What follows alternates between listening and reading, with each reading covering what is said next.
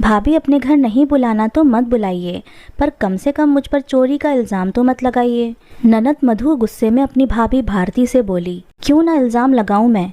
मेरे सोने की चेन अभी तक मेरी ड्रेसिंग पर रखी हुई थी, तुम्हारे आने के बाद ही गायब हुई है, तो क्या मतलब समझूं मैं इसका? भारती गुस्से में बोली, भाभी भला मैं अपने मायके आकर चोरी क्यों करूंगी? माना कि गरीब हूँ लेकिन कम से कम स्वाभिमानी हूँ। मधु ने कहा, अरे बहुत देखे हैं तुम्हारे जैसे स्वाभिमानी लोग, तुम जैसे गरीबों का कोई भरोसा नहीं है। सोने की चेन देखी नहीं कि मुंह में लालच का पानी भर गया? चुपचाप मेरी चेन मुझे दे दो। भारती चुप होने का नाम ही नहीं ले रही थी। भाभी मेरे अलावा यहाँ आपके मायके वाले भी आए हुए हैं, पर इल्ज़ाम मुझ पर ही क्यों? एक बार उनको भी तो चेक करके देखो। मधु ने कहा, एक तो चोरी, ऊपर से सीना जोरी। तुम्हें बुलाकर ही गलती की मैंने, तुम मेरे ही मायके वालों पर चोरी का इल्ज़ाम लगाने लगी। खबरदार एक भी शब्द उनके लिए मुंह से निकाला तो। भारती उसे लताड़ते हुए बोली, भारती कैसी बातें कर रही हो तुम मेरी बहन से? भूलो मत ये इस घर की बेटी है और तुम उस पर ही चोरी का इल्ज़ाम लगा रही हो। अचानक मानस ने कमरे में आते हुए कहा, हाँ नहीं भूली हूँ मैं, लेकिन ये भी तो मेरे परिवार वालों पर चोरी का इल्ज़ाम लगा रही है। मैं तो उसे बुलाना भी नहीं चाहती थी, पर तुम्हारा ही प्रेम उमड़ा था अपनी बहन के लिए। भारती मानस के सामने ही हो गई। बस करो भारती, मेरी बहन गरीब जरूर है पर स्वाभिमानी है। कम में जीवन गुजार लेगी लेकिन चोरी नहीं करेगी। तुम उन्हें यहाँ बुलाकर बेइज्जत कर रही हो, अभी माफी मांगो उससे। मानस ने भारती से कहा, मैं कोई माफ़ी नहीं मांगने वाली तुम्हारी बहन से। इससे कहो कि अभी के अभी यहाँ से चले जाए। मेरे घर में मैं इसकी शक्ल भी नहीं देखना चाहती। आज पूरे खुशी के माहौल को खराब करके रख दिया इसने। भारती चिल्लाते हुए बोली, क्यों चली जाए ये यहाँ से? इस घर पर इसका भी हक है। आखिर इसकी मेहनत और दुआओं का असर है कि आज हमारे पास अपना घर है। मानस ने भी गुस्से में कहा, तो ठीक है फिर मैं ही चली जाती हूँ, तुम रहो अब यहाँ पर अपनी इस चोर बहन के साथ। भारती ने कहा तो मधु ने उसे रोका, भाभी आप कहाँ जा रही हो? ये आपका घर है, भला मैं क्यों आपके घर को तोड़ूंगी? मैं ही चले जाती हूँ यहाँ से। कहकर मधु वहाँ से जाने लगी तो मानस ने उसे रोका, पर मधु नहीं रुकी और वहाँ से चली गई। मधु के जाते ही मानस चुपचाप कमरे से बाहर आ गया, पर भारती के चेहरे पर मुस्कान आ गई। आखिर उसकी जीत जो हुई थी, आखिर वो भी तो चाहती थी कि मधु का मायका खत्म हो जाए, और मधु इतनी स्वाभिमानी थी कि आज के बाद वो कभी घर में आएगी भी नहीं। इसलिए भारती बहुत खुश थी। दरअसल भारती एक अमीर घराने की बेटी थी। उसकी शादी मानस के साथ हुई थी, जिसकी नई नई सरकारी नौकरी लगी थी। मानस के माता पिता का काफी पहले देहांत हो चुका था। उसकी बड़ी बहन मधु ने ही उसकी जिम्मेदारी उठाई थी। मधु और उसका पति एक कारखाने में काम करते थे और मिलकर अपने दोनों बच्चों और मानस को पालते थे। मानस भी पढ़ने में अच्छा था। आखिर पढ़ लिख कर वो अपने पैरों पर खड़ा हो गया। जब उसकी सरकारी नौकरी लगी तो उसके लिए रिश्ते आने लगे।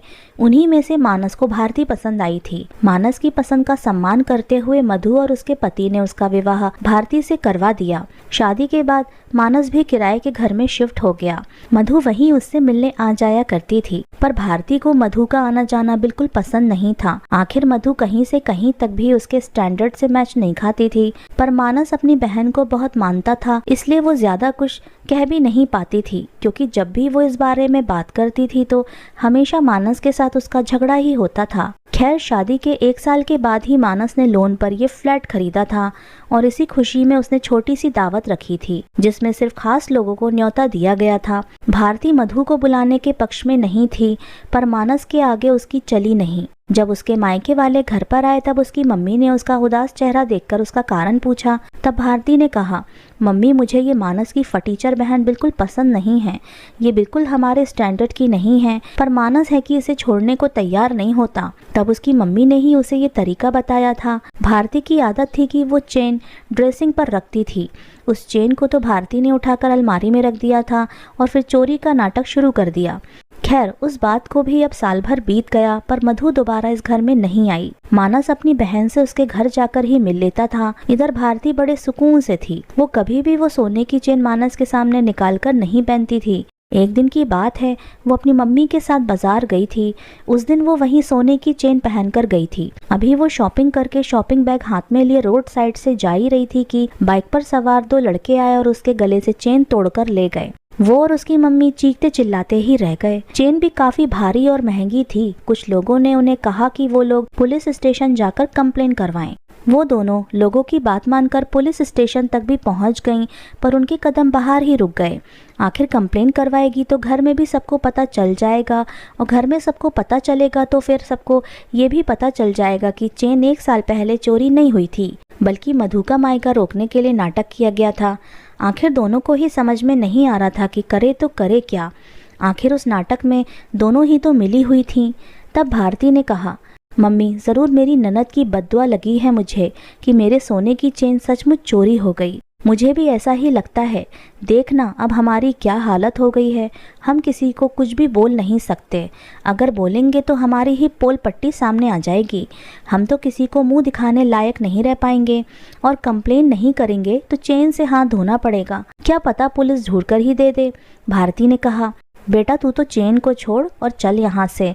ये बात तेरे मेरे बीच में ही रहने दे, नहीं तो तेरे साथ साथ मुझे भी बहुत डांट पड़ेगी।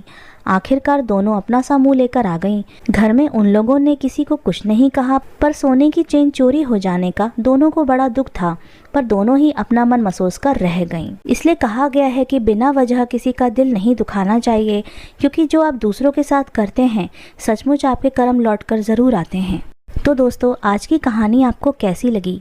मैं उन लोगों का तहे दिल से धन्यवाद करना चाहती हूँ जो लोग मेरी कहानियों को सुनते हैं, लाइक करते हैं और शेयर करते हैं।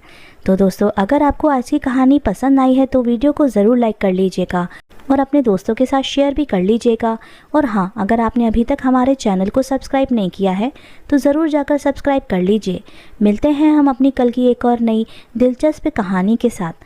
मुझ पर सदा अपना प्यार और स्नेह बनाए रखें। सभी को मेरा प्यार भरा नमस्कार दोस्तों। खुश रहें, स्वस्थ रहें, मस्त रहें।